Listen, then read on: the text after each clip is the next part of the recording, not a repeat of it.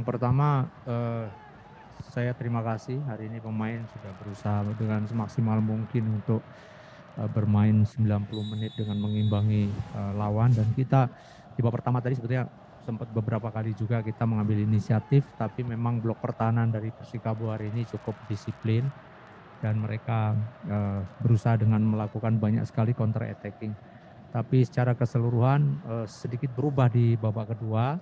Mereka mulai lebih efektif di dalam menyerang, dan kemudian kita mulai beberapa situasi mulai kehilangan fokus di lini pertahanan, dan jarak antar lini kita mulai sedikit agak renggang. Saya coba melakukan beberapa pergantian tapi memang cukup membantu. Walaupun demikian, ini hasil yang menurut saya harus bisa saya terima, dan pemain sudah menunjukkan keinginan yang kuat untuk dia bisa memberi yang terbaik.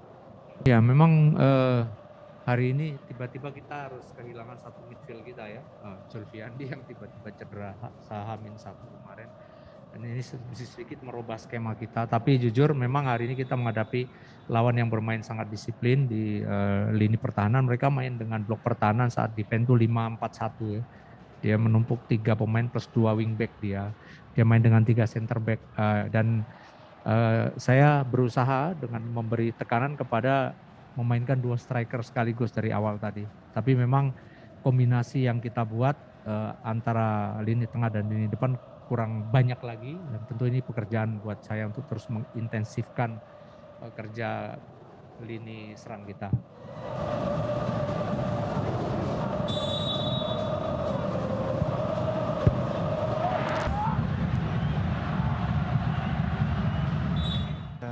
Pertama-tama saya bersyukur Liga bisa kembali jalan dan semua tadi lancar, semua pemain diberi keselamatan semua, dan saya pribadi juga senang bisa melakukan debut saya di Liga Indonesia ini.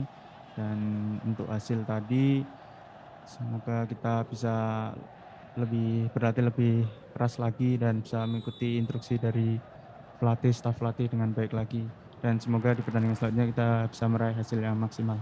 Pertama-tama saya bersyukur ya bisa dikasih kesempatan oleh pelatih untuk melakoni debut saya di Liga Indonesia, dan untuk ya jalannya pertandingan tadi cukup ketat juga, dan semoga saya bisa lebih baik lagi ke depannya, bisa berlatih lebih keras, konsisten, dan bisa dipercaya lagi oleh coach di sini.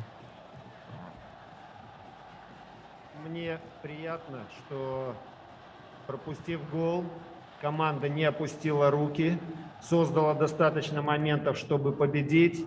Вот. Но единственная проблема, что сумели забить только 1 гол.